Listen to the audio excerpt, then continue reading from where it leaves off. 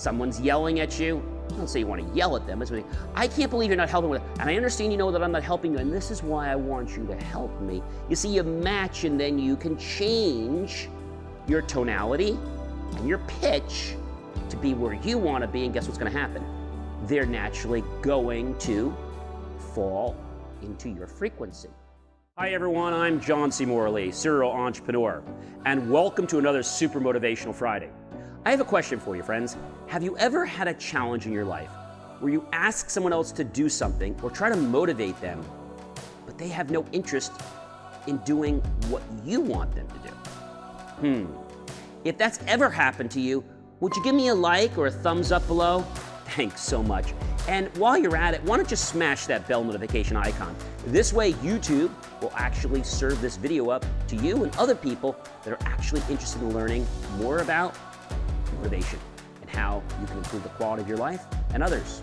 And don't forget to click on that subscribe button. That helps the YouTube algorithm as well to bring this to people that want to know how to improve the quality of their life. All right, let's get right into it, shall we? So when you want to motivate someone else and you're having a challenge, it's usually because you actually want them to do something, but they have no interest in it. So how do you make somebody, or I should say compel somebody, to do something that you want to do? Of course, for the greater good of all concerned. First thing you need to do is figure out what motivates that other person. Maybe you want them to volunteer for you, but what's in it for them? What are they going to get out of it? Maybe you want to get that other person to give you a review, or possibly to recommend you. But how do you do this when people are all stuck up in their own ways?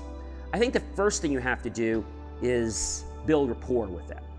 And so the way you build rapport is something pretty unique. We've learned this from Dale Carnegie many years ago, is to strive to become genuinely interested in the other person. Now remember, when you do this, you have to be sincere with every core, fiber, muscle, tendon, and bone of your body. If you're not, you're gonna stick out like a sore thumb. People are gonna walk away from you really quickly.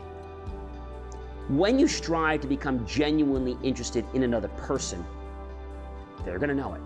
It's gonna resonate through the energy that actually transfers from your body to their body, which is usually within about 2 to 6 feet on the average. Now, how do you do this? Well, so you strive to become interested in the other person. Maybe you want them to help you with a project. Learn about them and become genuinely interested. When you do this and you start to ask questions about things they're already interested in, they're gonna start to build a rapport with you. Another thing you can do is match the pattern of speech. If someone's talking very fast like this and you're talking very slowly like this, somebody says, well, would you help me? And the person's up here and saying, well, would you help me? And I know this is what's going on, and I know you never help me. Well, would you help me?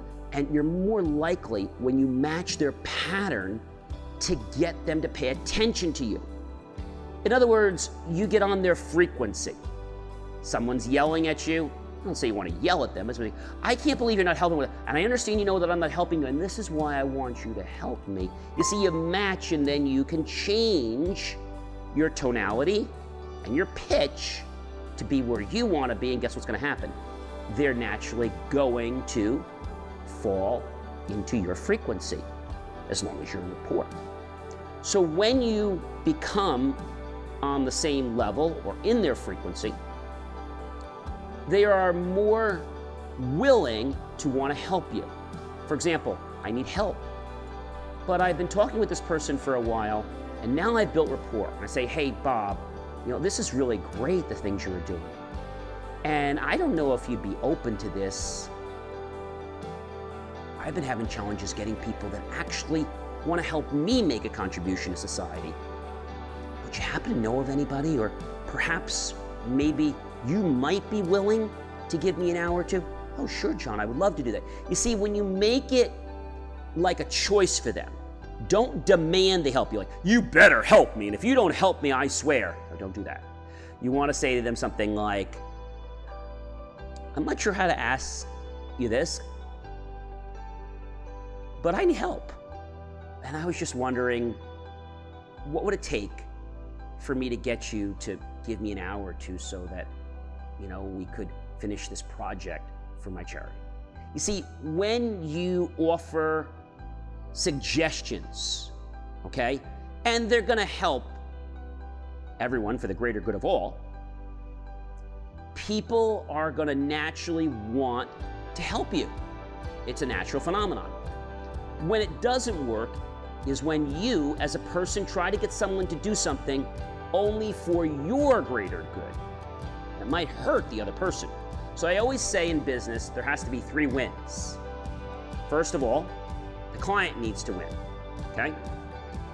Second of all, the company needs to win. And third of all, the sales rep needs to win. If you don't get that tri-circle of wins, somebody's gonna be unhappy and that relationship's gonna fall apart. And you're gonna have to spend a lot of time mending broken fences and the potential of losing a client.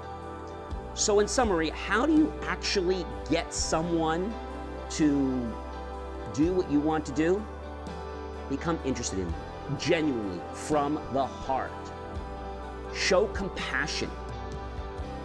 If you don't form a bond with them, don't rush for the kill and say, hey, can you help me? You haven't earned the respect to get their help.